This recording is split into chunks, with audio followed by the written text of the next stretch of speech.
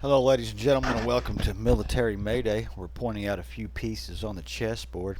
Got a few stories here we're going to go over. One is U.S. Navy sailing warship into Taiwan Strait prompts fiery response from China. Trouble and provocation, we'll get into that one. Got Yemen directly hits a U.S. warship with ballistic missiles. This is not a good sign, but it's, I guess, the way it's supposed to go. An unknown object punched softball hole size an aircraft, prompting emergency landing and FAA investigation. And the last one is Russia talks about a nuke blast simulator, what it means. This is quite a little story here. But first, before we get into these stories, smash that like button, subscribe to the channel. Others might be interested in this information too. This here is something, again, I have to subscribe to get the story in so I can read it. But what we'll do is watch a little bit of this video if we can.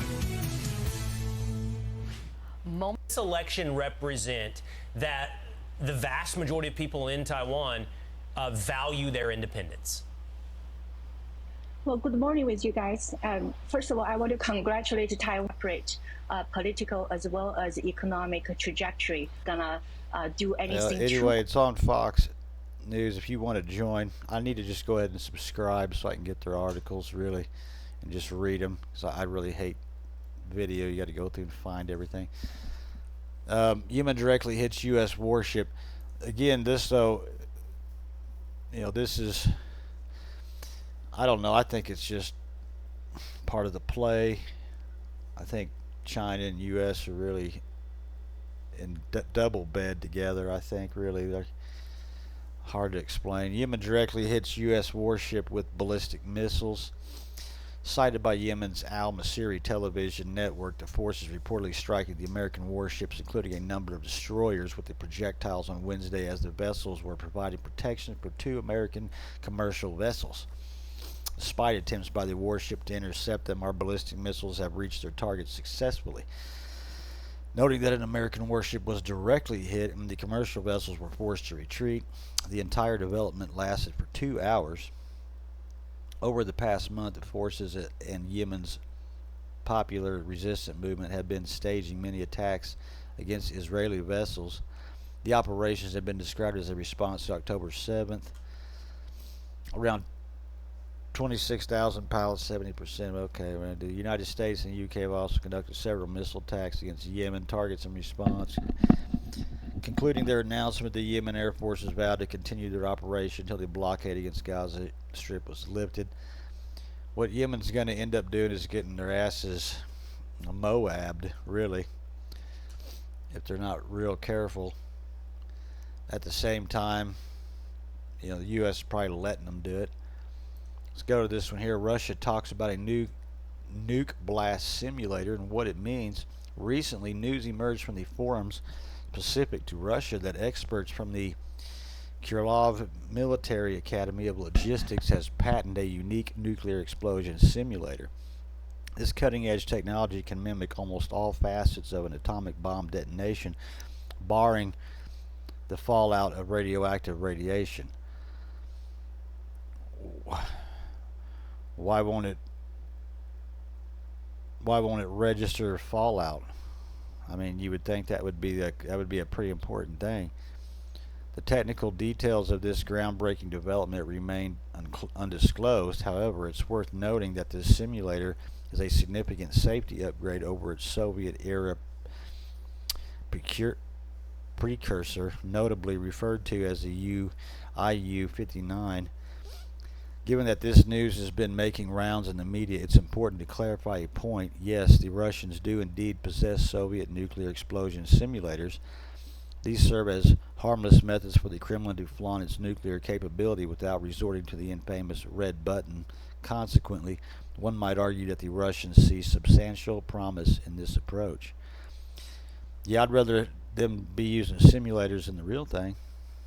Let's paint a clearer picture. The nuclear explosion simulator is engineered to reproduce the physical effects typically associated with an atomic bomb, such as intense light radiation, blast wave, mimicry of the so-called atomic sponge.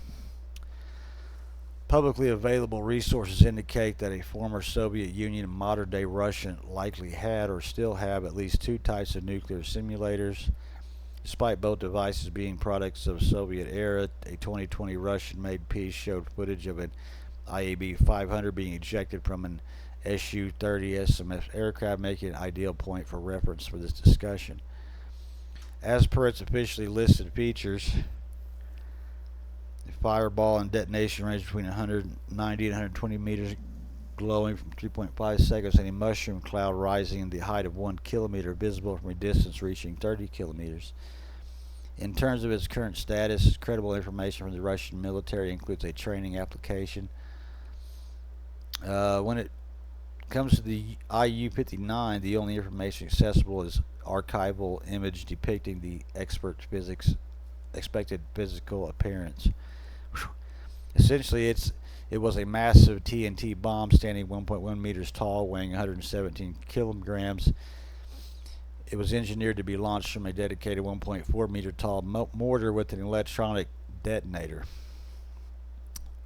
Its preparations for detonation required approximately 25 minutes, a 4-person team, and a safe detonation distance of 200 meters. From the description of the aforementioned device alone, one might surmise that the Russians have successfully simulated a nuclear explosion without the need for complex technology or rare materials, a point certainly worth noting. So that's her. I guess that's the little simulator, and it's shot out of a mortar with an electronic detonation, and works on a smaller scale. Didn't really say the scale, I don't think. Unknown object punched softball size hole. Few details have emerged about an incident that prompted the emergency landing of an Atlas Air flight in Miami International Airport late Thursday. Following the release of the preliminary assessment by Federal Aviation Administration, according to information released by the FAA, the aircraft, Atlas Air Flight 95, experienced failure of its second engine shortly after departure during an evening flight on January 18, 2024. The engine failure prompted an emergency landing, and the aircraft safely landed at the Miami International around 10:30. The aircraft, a Boeing 747, wait a minute, 740? I didn't know they were still flying, had been traveling to Luis Muñoz Marin International Airport. Mayday, 1095 Heavy. Request access to the back airport. The pilot could be heard saying in the FAA audio, "No, we'll go ahead and land." The pilot then says, "We have 5 souls on board." According to the FAA preliminary report, post-flight inspection revealed a softball-sized hole above engine 2. Although no additional details were released at that time, it remains unclear whether the hole resulted from an impact with an airborne object or if it was caused by other circumstances yet determined. Ground-based observers were able to see the aircraft as flames billowed from its second engine. There's a picture of it. Oh my God, it's on fire. The woman can be heard calling. The FAA identifies 3 categories, which includes forced landing, where an aircraft must land immediately after its ability to fly has been impacted because of factors that include engine failure, as in January 18th. Additional categories include precautionary landings, which result from circumstances where further flight is indivisible, and ditching, which occurs when a forced or precautionary landing must occur on water. According to the FAA, air traffic control are required to prioritize and give way to any aircraft that declares a need for an emergency landing. Well, yeah, of course they are. As of Friday afternoon, the FAA had not revealed any additional information about the circumstances. The agency said in a statement that it plans to conduct further investigations into the possible cause. Could this be more diversity higher? We don't know. I listened to a video of a woman arguing with a pilot over certain landing procedures, and it was because she Googled it, I guess. I couldn't believe it, and I don't think the pilot could believe it either. But yeah, I think we need to put the best people in the right places, Now, this probably wasn't diversity. This was probably 747 is an older aircraft. I didn't even know they still flew them, but I guess they do. All right, like, subscribe, toodaloo.